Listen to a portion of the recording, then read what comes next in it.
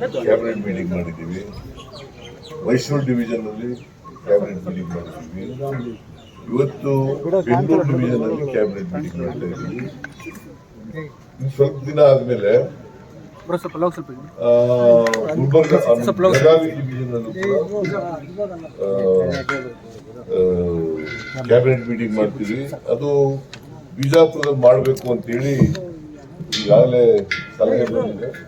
ಅಲ್ಲಿ ಮಾಡ್ತೀವಿ.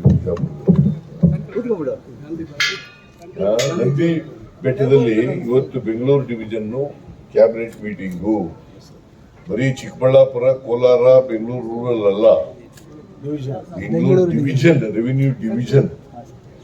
ಈ ಭಾಗದ ಜನದ ಏನಾದರೂ ನಿರೀಕ್ಷೆಗಳು ಸರ್? ನೋಡಪ್ಪ, ಕ್ಯಾಬಿನೆಟ್ ನಲ್ಲಿ ನಾವು ಏನು ಹೇಳಿದ್ದೀವಿ ಅಲ್ಲ, ಬಜೆಟ್ ನಲ್ಲಿ ಏನು ಹೇಳಿದ್ದೀವಿ, ಆ ಬಜೆಟ್ ನ ಕಾರ್ಯಕ್ರಮಗಳನ್ನು ಇಲ್ಲಿ ಮಾಡ್ತೀವಿ. ಸಣ್ಣ ಪುಟ್ಟ ಬೇಡಿಕೆ ಕೆಲಸಗಳಿದ್ರೆ ಈ ಜಿಲ್ಲೆಗಳಲ್ಲಿ ಮಾಡ್ಕೊಡ್ತೀವಿ. ಸರ್, ತಾವು DCM ಅವರ ಶಕ್ತಿ ಪ್ರದರ್ಶನ, ಒಗ್ಗಟ್ಟಿನ ಪ್ರದರ್ಶನ ಮಾಡಿದ್ರೆ, ಆದ್ರೂ ಕೂಡ ಬಿಜೆಪಿ ಅವರು ನಂಬ್ತಾ ಇಲ್ಲ. ಸೆಪ್ಟೆಂಬರ್ ಅಲ್ಲಿ ಚೇಂಜ್ ಮಾಡ್ತೀರಿ ಅಂತ ಪದೇ ಪದೇ ಹೇಳ್ತಾರೆ. ಬಿಜೆಪಿ ಅವರು ಯಾರು ನಂಬಲ್ಲ, ನೀವೇ ನಂಬಲ್ಲ. ಬಿಜೆಪಿ ಅವರು ನಂಬೋದೇ ಇಲ್ಲ. ಅವರು ಯಾವಾಗಲೂ ಸುಳ್ಳು ಮಾತ್ರ ನಂಬ್ಕೊಳ್ಳೋದು, ಸತ್ಯ ಯಾವತ್ತೂ ನಂಬಲ್ಲ, ನೀನು ನಂಬಲ್ಲ. ಅದರಿಂದ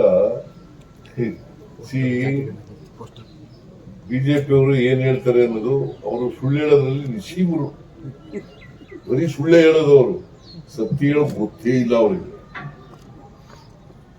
ಅದರಿಂದ ಅವ್ರು ನಂಬ್ತಾರ ಬಿಡ್ತಾರ ನಮಗೆ ಗೊತ್ತಿಲ್ಲ. ನಾವು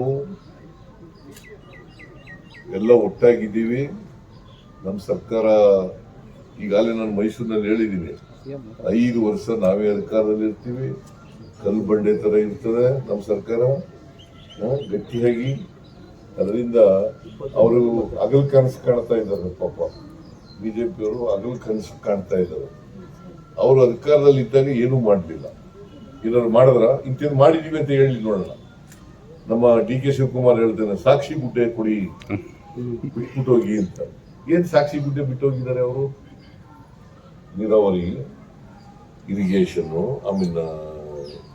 ರೂರಲ್ ಡೆವಲಪ್ಮೆಂಟು, PWD, ಆಮೇಲೆ ಎಜುಕೇಶನ್, ಆಮೇಲೆ ಹೆಲ್ತ್. ಎಲ್ಲಿ ಬಿಟ್ಟಿದ್ದಾರೆ? ಯಾವ್ದು ಬಿಟ್ಟಿದ್ದಾರೆ ಹೇಳಿ ನೋಡೋಣ. ಅಧಿಕಾರ 4 ವರ್ಷ ಸರ್ಕಾರದಲ್ಲಿ ಇದ್ರು. ಕುಮಾರಸ್ವಾಮಿ ಒಂದು ಸಮ್ಮಿಶ್ರ ಸರ್ಕಾರದಲ್ಲಿ 1 ವರ್ಷ 2 ತಿಂಗಳಿತ್ತು. ಏನ್ ಮಾಡಿದ್ದಾರೆ ಅವರು? ಏನು ಮಾಡಿಲ್ಲ. ಇನ್ನು ಸುಳ್ಳು ಹೇಳ್ಕೊಂಡು ಜನರಿಗೆ ತಪ್ಪುದಾರಿಗಳಿರ್ತಕ್ಕಂಥ ಪ್ರಯತ್ನವನ್ನ ಮಾಡ್ತಾ ಇದ್ದಾರೆ. ನೀವು ನೋಡಿದ್ರ ನಮ್ಮ 2ನೇ ವರ್ಷದ ಸಾಧನಾ ಸಮಾವೇಶ ನೋಡಿದ್ರ, ಹೊಸಪೇಟೆಯಲ್ಲಿ ಸುಮಾರು 2 ಲಕ್ಷಕ್ಕಿಂತ ಜಾಸ್ತಿ ಜನ ಇದ್ರು. 3 ಲಕ್ಷಕ್ಕಿಂತ ಜಾಸ್ತಿ ಜನ ಇದ್ರು. ಮಳೆ ಬಂದ್ರು ಸಹ, ಮಳೆ ಇದ್ರು ಬಂದಿದ್ರು ಕೂಡ ಇದ್ರು. ಆಮೇಲೆ ಒಳಗಡೆ ಬರಕ್ಕಾಗಿಲ್ಲ. ಬಹಳ ಜನ ಸುಮ್ನೆ ಬರ್ತಾರ. 5 ವರ್ಷ ನೀವೇ ಸಿಎಂ ಆಗಿರ್ತೀರಾ ಸರ್? 5 ವರ್ಷ ನೀವೇ ಸಿಎಂ ಆಗಿರ್ತೀರಾ ಸರ್? ಯಾರು? ತಾವು 5 ವರ್ಷ ಸಿಎಂ ಆಗಿರ್ತೀರಿ. ಹೌದು, ನಾನೇ. ಯಾಕೆ ಅನುಮಾನ ಬಂದಿದೆ? ಬಂದಿದೆ? ಬದಲಾವಣೆ ಆಗುತ್ತೆ ಅಂತ ಹೇಳ್ತಾ ಇದಾರೆ ಸರ್. ಯಾರು? ಬಿಜೆಪಿ ಅವರು, JDS ಅವರು. ಅವರು ನಮ್ಮ ಹೈಕಮಾಂಡ್. ಅಶೋಕ್ ಅವರು ಹೇಳ್ತಾ ಇದಾರೆ. ನಮ್ಮ ಹೈಕಮಾಂಡ್ ಏನ್ರಿ ಅವರು? Ashoka is a BJP man, Vijayendra is a BJP man ಅಲ್ವಾ? Narayana Swamy is a BJP man. ಅವ್ರು ಹೇಳಿದ್ರೆ ನೀವು ಬರ್ಬಿಡೋರ? ವೆರಿಫೈ ಮಾಡ್ಬೇಕಾ ಬೇಡ?